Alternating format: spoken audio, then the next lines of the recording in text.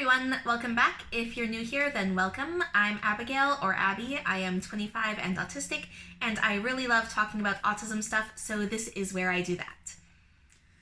Today I will be reviewing the book All Cats Are on the Autism Spectrum by Kathy Hoopman. This book was originally published in 2006 as All Cats Have Asperger's Syndrome. My copy that I just got about a week ago now is the new updated version.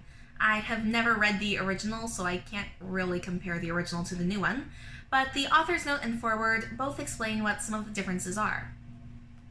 In the author's note at the beginning, she states, in 2013, the diagnostic tool used by professionals in the United States, the DSM-5, eliminated the term Asperger's syndrome and placed it under the generic umbrella of autism spectrum disorder.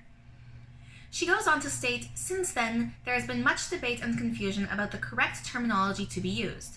Is it autism spectrum disorder, ASD, or autism spectrum condition, ASC, or just the autism spectrum, AS? Should we say a person with autism or an autistic person? Or someone who is neurodiverse?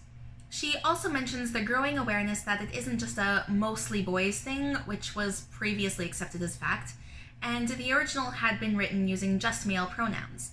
And at the time of the original publishing, it had been considered empathetic to say that there is a little bit of Asperger's in all of us, and how it is now understood that that is both incorrect and insulting.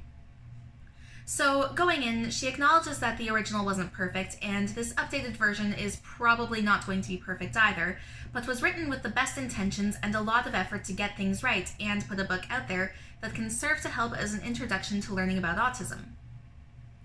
I honestly really love the author's note and would have read the whole thing out, but did not have the spoons to copy all of it out for captions and also copyright. Anyway, the book is comprised of absolutely adorable pictures of cats, captioned with simply worded explanations of autistic traits that fit with the cat pictures. I've selected a few examples. It was really hard to limit because I absolutely adore them all, but I did successfully force myself to limit it to 5. It was really difficult making the choice because there are so many good ones, but I'll talk about a couple that I don't show later on as well.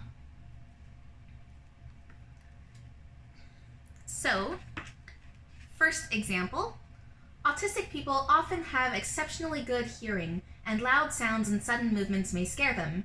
Yet at times they don't respond to their name or requests as if they can't hear at all. My mother's favorite thing that I do, I love you, Mom. Second example, daily rituals comfort them, and they get worried if their schedules or surroundings are changed. Which is extremely true for me. Third example, their faces don't always show how they are feeling inside, and people may think they have no emotions, which is not true at all.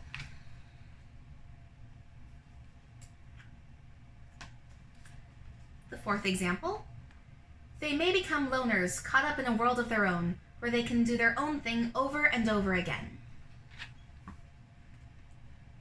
And fifth example, they treat everyone equally, regardless of age, size, or authority, and are not afraid to stand up for what they believe to be right and fair.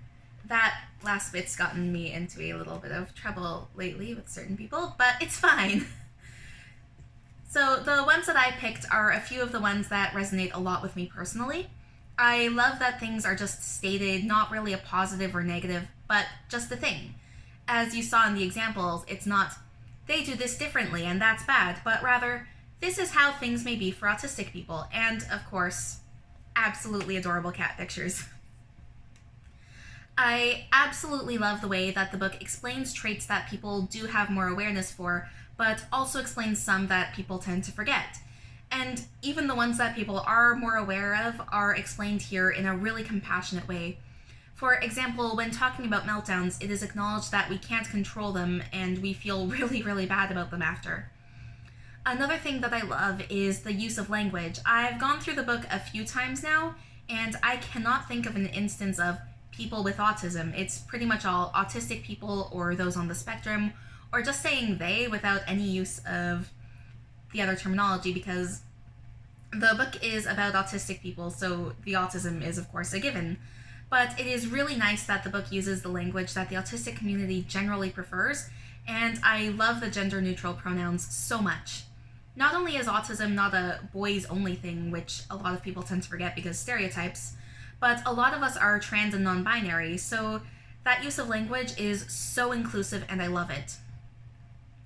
I did briefly have a little bit of a nitpick with one statement, which is, when they talk, they go on and on about the same topic or ask the same questions over and over again, which most of the things use they may or they can, where this one leaves out the words may and can, making it sound like it's indefinite, and my immediate reaction is, hey, I can talk about things that aren't my special interest, but when I stop and really think about it, yeah, I do struggle with having conversations about things I'm not super passionate about. I try, I really do. But because of how my brain processes information, it is a real challenge. If it's not a special interest, hyperfixation, or something that I'm just generally kind of passionate about, it will take a really long time and tons of energy to process because trying to understand, trying to make it stick, and it does drain me at times. Or alternatively, I'll sit there silently listening and saying nothing because I'll be interested, but not feel like I have anything I can contribute because I don't know as much about the topic. And then I start worrying that the other person thinks I don't care because I have nothing to say on the topic, and then that anxiety starts draining me. So, yeah, I do tend to default to going on and on about the same familiar topics over and over again because those ones don't drain me. They actually do the opposite and energize me, and also I feel comfortable and confident talking about them. So, I guess technically less of a nitpick and more me going, hey, I just got called out by a book full of cute cat pictures, and I don't know how to feel about that. But that just turned into a bit of a tangent, something I really struggled to avoid going on with all of the examples I've shown, and something I could easily do with this entire book, honestly. And this tangent kind of also proves my point about how this book is a great jumping off point for learning more about autism, so tangent with a purpose. Or should I say purpose, because cats. Terrible pun. I love it, the pun stays. Anyway, this book is fantastic.